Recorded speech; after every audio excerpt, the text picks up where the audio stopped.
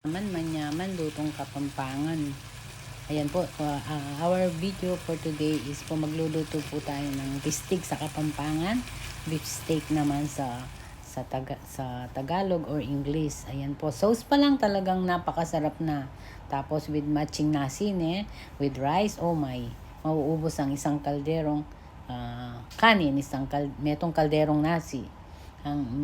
Meron po tayong 800 grams na beef sirloin dito. Tapos nilagyan ko lang ng lemon, salt and pepper, at saka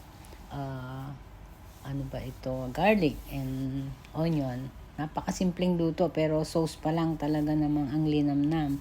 Sugrado manyaman nyo. Ayan po, hinalo ko na po ang lemon, soy sauce. Tapos po, dinan kaya pong oyster sauce.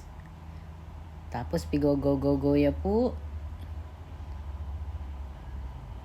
Leave it for 10 minutes.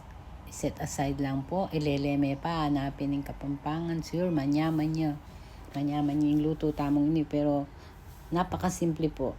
Simpleng luto pero ang sarap.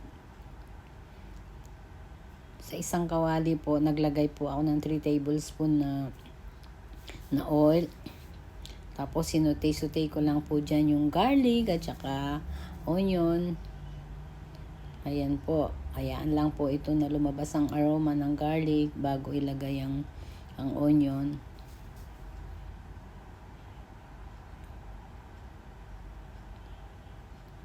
Ayan po, nang lumabas na ang aroma ng garlic natin at onion, ilalagay na natin yung ating binabad na beef sirloin at sineparate ko muna po ang kanyang sauce.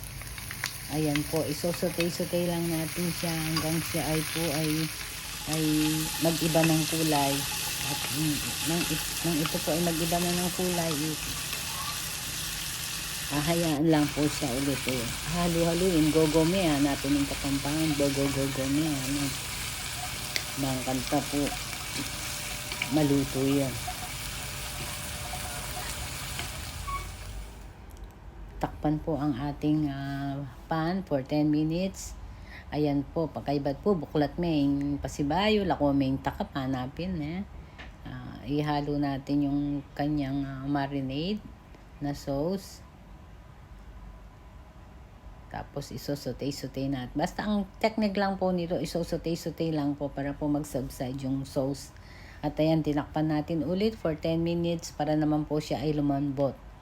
Dahil po malapit na po siyang maluto. Ayan, ang amoy pa lang, ang sarap na. Maghanda na po tayo ng isang kalderong kanin. Tikman natin ngayon. So yummy po talaga.